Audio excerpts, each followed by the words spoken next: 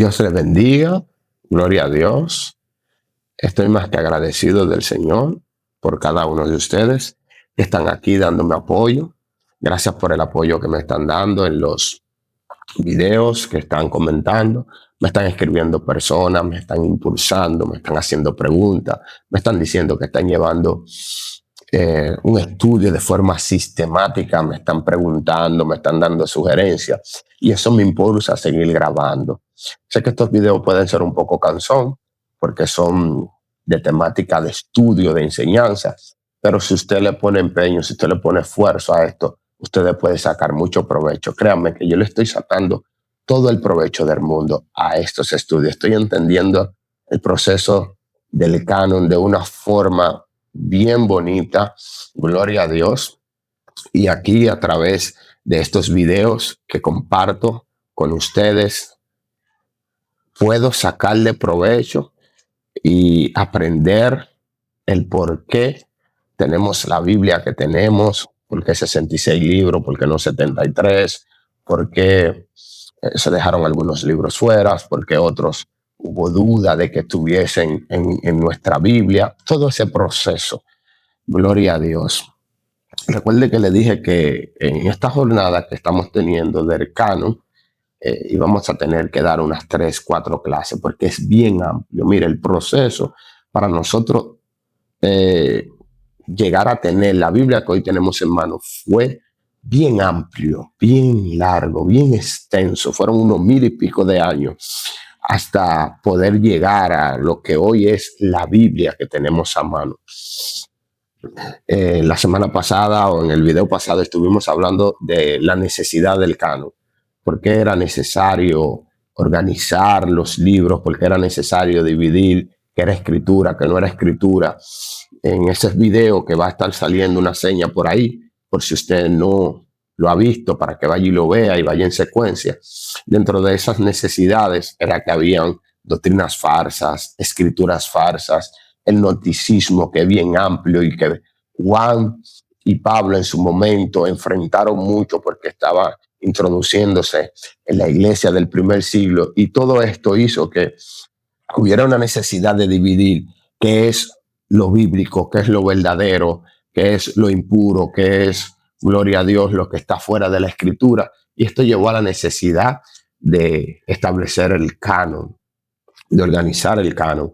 Hoy estaremos hablando acerca del proceso de canonización. Hoy hablaremos del proceso de canonización. Gloria a Dios. Hemos visto 2 videos ya acerca de canon. Primero estuvimos hablando del canon. Recuerden que canon significa regla de medir o lo que tiene que ver con la autoridad o medidas. Eso significa canon. También estuvimos viendo lo que es, déjenme ver por aquí, vimos lo que es el canon. También vimos la necesidad del canon, que fue el video pasado. Y hoy estaremos hablando acerca del proceso de canonización. ¿Cuál fue el proceso que se llevó a cabo? Los diferentes concilios que se reunieron para establecer que si eran libros verdaderos, que si eran libros de mitología, falsos y esas cuestiones. Pero dentro de este proceso hubieron diferentes concilios. Yo le estaré hablando brevemente de 3 concilios que fueron fundamentales en el proceso de la canonización. Porque no le puedo hablar, fueron mucho más de 3, pero no le puedo hablar de todo, pero tampoco le puedo hablar de forma tan amplia, porque sería muy largo el video. Pero dentro del proceso de canonización se llevaron a cabo asambleas, concilios. Eso era reuniones de los padres de la iglesia del primer siglo que se reunían cuando alguien salía con un pensamiento o con una herejía o que tenían duda de si un libro era palabra de Dios, era inspirado o no era inspirado.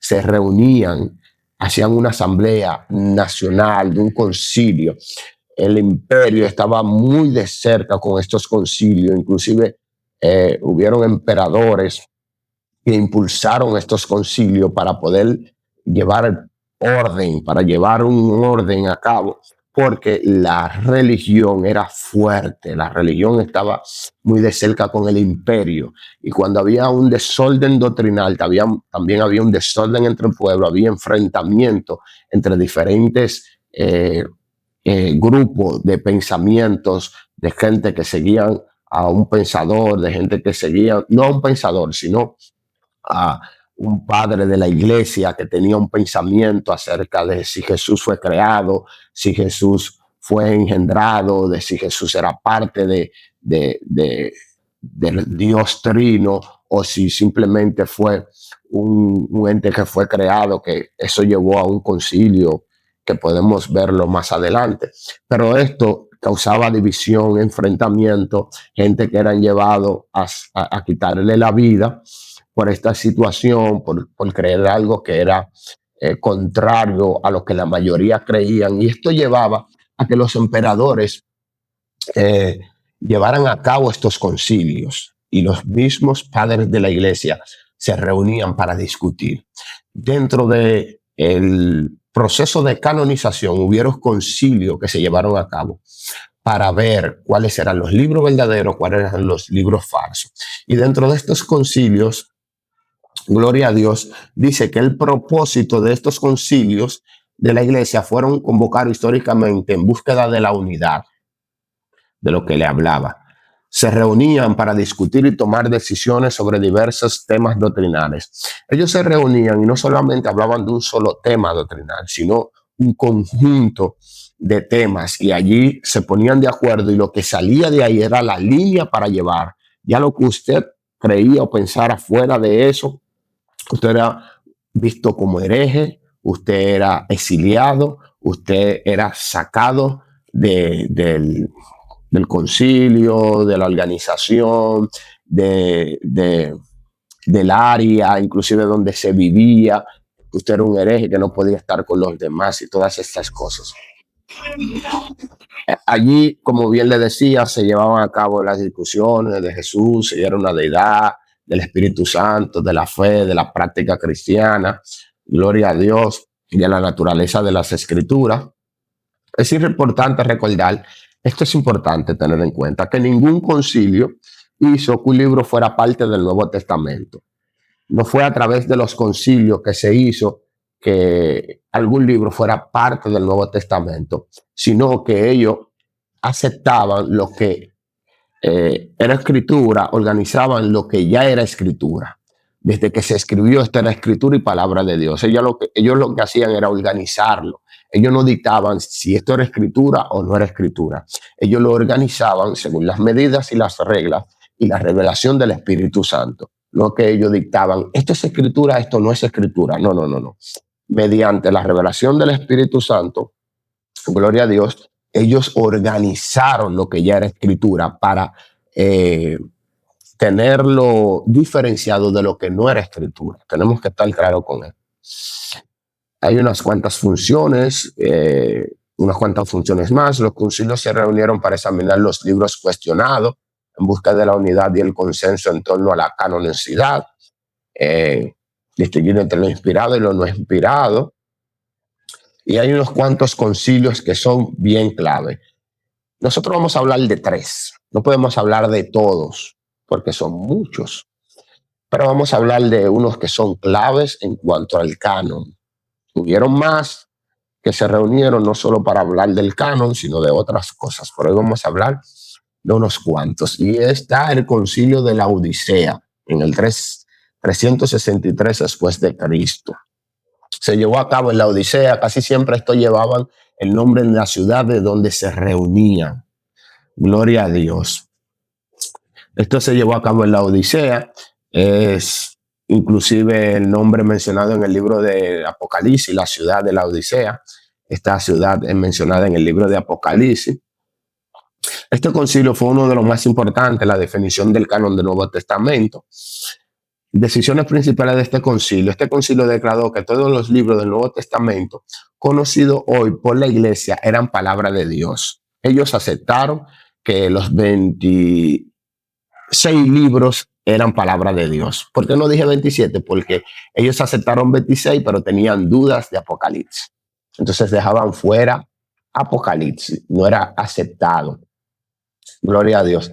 Temporalmente ellos lo sacaron, lo dejaron fuera, porque tuvieron dificultad con el Apocalipsis por su naturaleza, de toda esa simbología, ese contenido apocalíptico, ese enfoque futurista. A ellos como que no le quedaba claro de que era palabra de Dios. Entonces, por eso, en este concilio, ellos, bueno, los 26 lo aceptamos, pero Apocalipsis no. Apocalipsis no nos deja como bien claro. Aunque después, tiempo después, el libro de Apocalipsis fue incluido, pero esto fue en otro concilio. Pero en ese primer concilio ellos como que sintieron que este libro que no, como que no nos cuadra y lo dejaron fuera.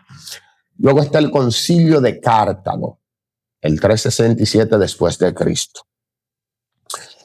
El contexto histórico celebrado en el norte de África, presidido por Agustín de Hipona, uno de los padres de la iglesia, muy influyente en la iglesia. En Cartago se llevó a cabo el segundo proceso, la segunda etapa de canonización del Nuevo Testamento. Y Agustín de Hipona, reconocido teólogo y autor de la Ciudad de Dios, estos padres de la iglesia del primer siglo tienen muchos escritos. Inclusive se dice que tienen tantos escritos del Nuevo Testamento que si perdemos el Nuevo Testamento, con todos los escritos que ellos tienen, se puede recopilar el Nuevo Testamento por completo. Dice que él vivió en una época de crisis del Imperio Romano, cuando Roma caía ante los bárbaros. Se preguntaba cómo Dios permitía la caída de Roma, considerada una bendición para la iglesia, porque Roma fue considerada en su momento una bendición para la iglesia, porque dio apertura. En su momento el imperio se asoció a la religión y en su momento le dio poder a la iglesia. La importancia de este concilio. En el concilio participaron las mentes más brillantes de la iglesia de este tiempo. Buscaban afirmar la fe y preservar la verdad bíblica en medio de tiempos difíciles. La decisión de este concilio, el concilio de Cartago, reconoció oficialmente los 27 libros del Nuevo Testamento como canónicos. Avanzó un paso más que el concilio anterior de la Odisea. Ya dice, bueno, mira, nosotros hemos estudiado el Apocalipsis, hemos puesto o pasado esto por las medidas que tenemos y esto sí es el libro de Dios, y ahí lo introducen y pasan a ser los 27. Gloria a Dios. Ahora vamos con el concilio de Hipona, 419 después de Cristo. El contexto de este concilio fue celebrado nuevamente al norte de África. Su propósito fue reafirmar la decisión del concilio de Cartago en el 397. Ante desafíos externos de fuera, proclamó oficialmente las creencias en los 27 libros. Hizo como una reafirmación de los 27 libros. Se reunieron para eso. La naturaleza de este concilio, los concilios no dieron autoridad a los libros del Nuevo Testamento. Recuerde y tenga pendiente esto. Reconocieron la autoridad divina que ya existía en ellos. Fue el Espíritu Santo quien guió al pueblo de Dios en este proceso. Ellos no le daban la autoridad a los libros. El Espíritu Santo, desde que se escribían, era quien le daba la autoridad. Ellos simplemente reconocían estos libros. Habían diferencias doctrinales en la Iglesia Católica Romana. Considera que la Iglesia produce la palabra de Dios. Ese es el problema de la Iglesia Católica. Ella entiende que la Iglesia Romana Católica entendía que la Escritura, la Iglesia, era que producía la palabra de Dios y no la palabra de Dios que producía la iglesia. Entonces, al tú considerarlo, a ellos considerarle que la iglesia producía la palabra de Dios, los ritos y la ceremonia que ellos tenían la ponían al mismo nivel que la palabra de Dios. Pero cuando tú reconoces de que es la palabra de Dios quien crea la iglesia, de ahí es que sale la iglesia, entonces tú tienes la palabra por encima. Y ese era el problema y el conflicto que ellos tenían. que no era que la iglesia salía de la escritura, sino que la escritura salía de la iglesia. Y eso hacía que ellos cometieran ciertos errores. Los reformadores protestantes como Lutero y Calvino afirmaron que la palabra de Dios produce la iglesia. La palabra de Dios es quien produce la iglesia. La iglesia, por lo tanto, está subordinada a la palabra de Dios y no por encima de ella.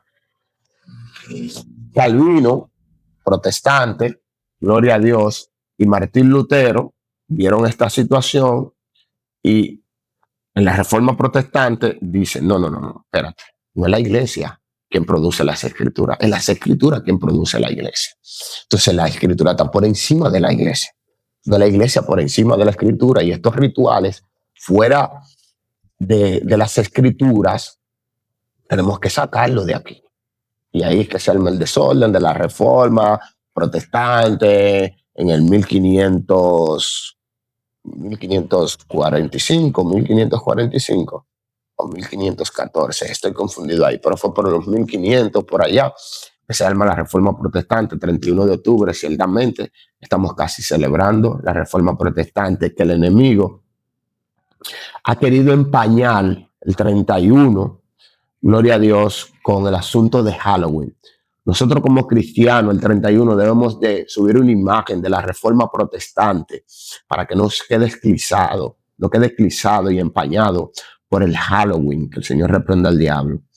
Ese día se celebró la Reforma Protestante y usted tiene que tener esta fecha pendiente, inundar su estado y sus redes sociales de aquel evento, gloria a Dios, que fue guiado. Si usted lee la historia, fue guiado por el Espíritu Santo de Dios. Bendito sea el nombre de Jesús. Eso es otra clase que la vamos a abrir y la vamos a tener acerca de historia de la iglesia cristiana. Bendito sea el nombre de Jesús. La importancia histórica. El emperador, la importancia histórica del Concilio de Hipona. El emperador Teodosio declaró al cristianismo como la religión oficial del imperio. Fue necesario reafirmar el canon bíblico para mantener la unidad de la fe. El obispo de Roma comenzaba a ganar influencia entre las iglesias. Resultado del concilio, se reafirmaron los 27 libros del Nuevo Testamento como inspirados por Dios. El concilio no creó al canon, sino que reconoció lo que ya era palabra de Dios. Esto se ha repetido unas cuantas veces para que lo tengamos claro. Clasificación de los libros. Mira, hubo una clasificación de los libros y hubo dos categorías principales. ¿Y cuáles eran? Los homolegoumena. Discúlpenme que esto es griego. Del griego homo, que es el mismo, y luego palabra, o sea, la misma palabra, gloria a Dios, la misma cosa. Hablar el mismo lenguaje, hablar del mismo Cristo con un mismo mensaje. Esto significaba lo homolegoumena. Pero también estaban los antilegoumena, del griego anti, que es contra, y luego palabra. Libros que en algún momento fueron debatidos por no coincidir del todo con el consenso general. Y ahí se estaba dividiendo lo que es palabra, lo que no es palabra. O sea, ya desde ahí ya se estaba, mira, esto no es palabra, esto va contra la palabra, esto sí es palabra, esto sí es escritura. Hubieron unos libros puestos en dudas. En estos concilios que se llevaban a cabo o que se llevaron a cabo en este proceso de canonización, hubieron libros que hoy tenemos a la mano que fueron puestos en duda, fueron cuestionados por algunos padres de la iglesia primitiva del primer siglo, gloria a Dios. Entonces, al ser de reputación dudosa, según ellos, según el contenido que tenía el libro, de la forma que fue escrito, los detalles que le faltaban, ellos los pusieron en duda, pero cuando lo estudiaron en sí, cuando vieron el contenido, cuando vieron el asunto, dijeron, no, pero esto es palabra de Dios, esto es palabra del Señor, gloria a Dios. Uno de ellos fue Filemón, que en lo adelante o ahora vamos a estar estudiando esto. Miren, Filemón cuando los padres de la iglesia en el primer siglo vieron esto, dijeron, pero esto es un documento, esto es una carta personal de Pablo hacia Filemón, esto no tiene nada que ver con las escrituras. Pero cuando estudian el libro, que ven la profundidad del mismo, dicen, no, pero esto es pura escritura de Dios. ¿Por qué? Porque el libro o la carta de Filemón trata de un esclavo llamado Onésimo. Filemón era un hombre cristiano que en su casa, en su hogar, se llevaba el evangelio, se realizaban actividades eclesiásticas, había una comunidad de la iglesia. Al parecer, Onésimo le robó algo, salió corriendo. En tiempos antiguos, en el tiempo del Imperio Romano, un esclavo salir huyendo de su amo era digno de cárcel, de azote y hasta de la muerte. Cuando se encuentra con Pablo en Roma, en la cárcel, no sé si fue que él le contó, no sé, Pablo le predicó, Onésimo se convierte, Onésimo le habla de Filemón, pero ahí Pablo entonces escribe una carta y la manda con el mismo Onésimo a Filemón. El esclavo Onésimo va con esa carta donde Filemón, y Pablo inclusive en la carta le dice, mira, este es un esclavo inútil, pero ahora se ha convertido al Señor, ya no lo reciba como esclavo, ahora recíbelo como un hermano, perdónalo, y si hay algo que él te debe, yo lo pago, yo me hago cargo, pero recíbelo en el amor de Cristo, pero ya no como esclavo, sino como un hermano. Gloria a Dios, acéptalo. Él estuvo conmigo, se convirtió, ahora es de nosotros. Cuando ellos leen el contenido de la carta de Filemón, de Pablo a Filemón, dicen, no, pero esto es puro evangelio, esto es perdón, esto es reconciliación, esto es que en Cristo ya todos somos iguales, no somos esclavos a Amón, sino somos hermanos en Cristo, somos hechuras de Él, y ven que el contenido de esta carta es puro evangelio. Tuvieron que aceptarla. Tuvieron que ponerla dentro del canon. Gloria a Dios. Otro de los libros que fueron puestos en duda, o las cartas, es la de Hebreo. Gloria a Dios. La del libro de los hebreos, del libro de la carta de Hebreo, perdón. Se encontró dentro de los antilegoumena, es decir, los libros que no fueron aceptados de inmediato dentro del canon bíblico. La razón principal de la duda, una de las razones, fue que el autor es desconocido. El libro de Hebreo es anónimo y, a diferencia de otros textos, no se pudo confirmar que fuese escrito por un apóstol ni por alguien asociado. Miren, el libro de Hebreos, hay muchas personas que se lo atribuyen a Pablo, pero Pablo, perdón si digo libro o carta, la carta a los hebreos, algunos la asocian de que fue escrita por Pablo, pero Pablo en sus cartas siempre empezaba saludando y poniendo su nombre. El libro de Hebreo, al tener o a estar escrito de forma desconocida, ellos decían, tenían en duda, ni es un apóstol, ni dice que fue un apóstol, ni fue alguien que estuvo de cerca con el apóstol o anduvo con el apóstol. Pero cuando empiezan a estudiar esta carta, que ven el contenido que tiene, se dan de cuenta, uno, que es una persona que conocía bien de las escrituras, porque es una comparación del Antiguo Testamento y todos los pactos y todos los rituales eclesiásticos. Es como un mini Antiguo Testamento en el Nuevo Testamento, pero reformado. La carta a los hebreos es algo profundo, es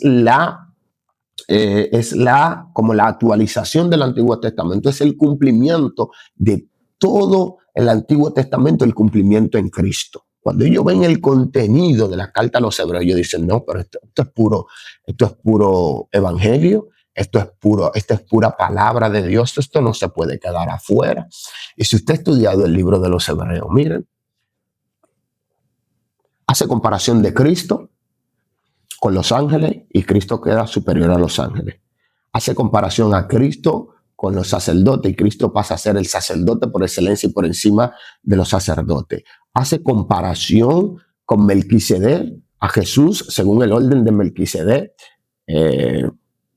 Melquisedec, que recibió diezmo cuando ni siquiera se hablaba de diezmo de Abraham, era rey, era sacerdote. Jesús es rey por excelencia, sacerdote por excelencia. Dice que Melquisedec, rey de Salem, que significa rey de paz, Jesucristo, rey de paz. Es un asunto teológico tremendo, tremendo, tremendo. Cuando ellos ven el enriquecimiento de lo teológico de esto, tú dices, no, esto no se puede quedar fuera. Estamos hablando de los libros que fueron puestos en duda en el proceso de la canonización. Esto se llevó a cabo en los diferentes concilios que ya hablamos en minutos pasados. Otros de los que fueron puestos en duda fue primera, segunda y tercera de Juan.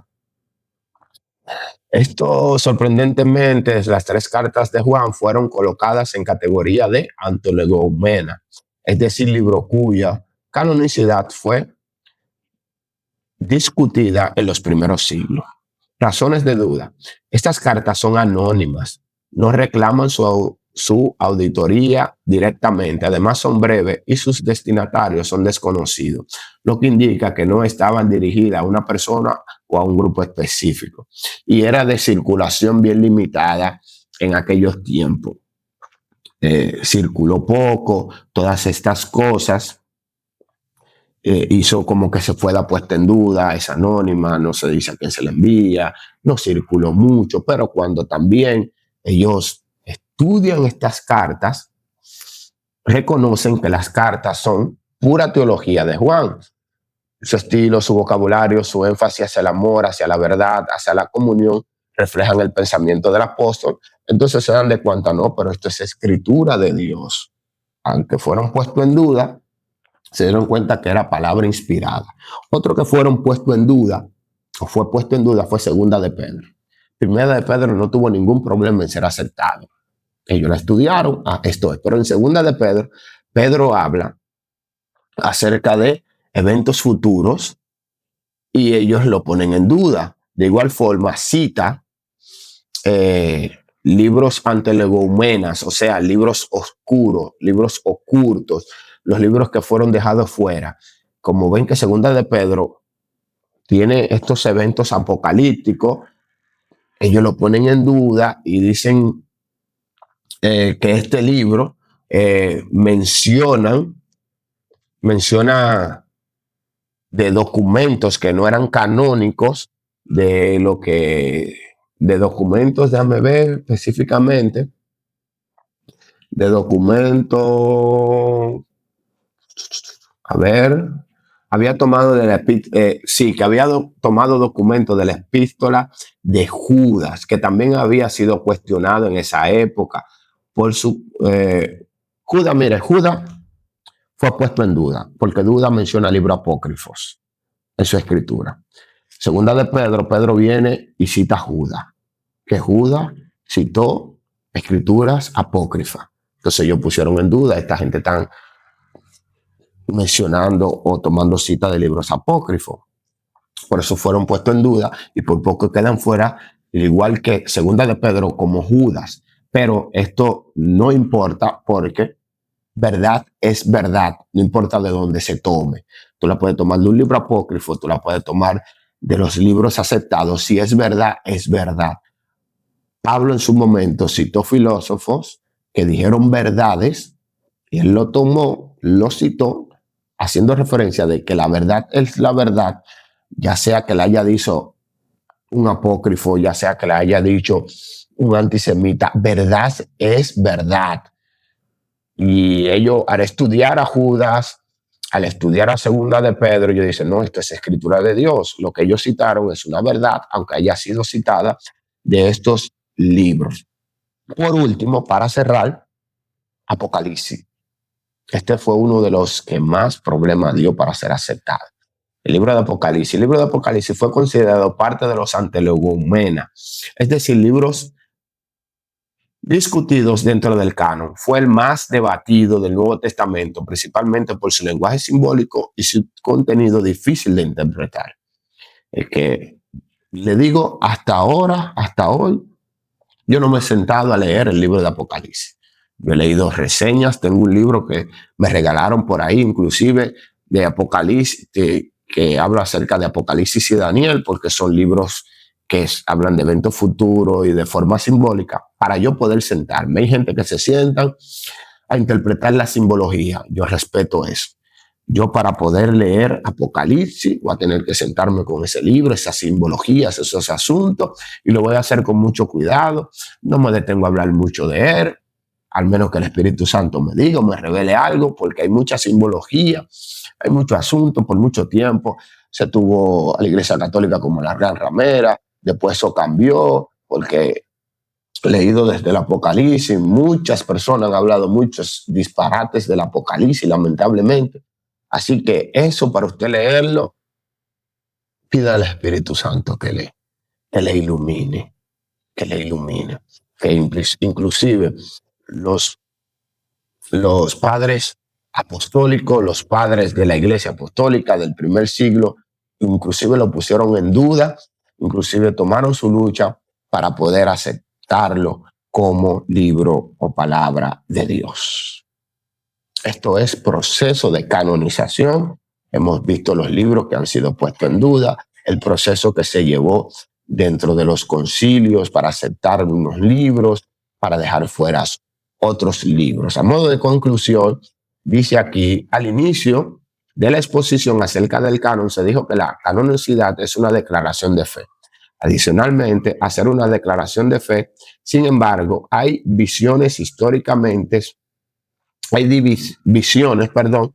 históricamente informadas que hacen muy creíble esta declaración de fe. Ha habido 1700 años de consenso que estos 27 libros, a los cuales los cristianos llaman Nuevo Testamento, son hechos la divina palabra de Dios. Aunque nosotros lo creemos por fe y entendemos que es por fe, debemos de tener en cuenta que también hay mucha información, también hay historia, también hay documentos, concilios, asambleas que se llevaron a cabo, por la cual nosotros podemos dar fe y testimonio que es palabra de Dios.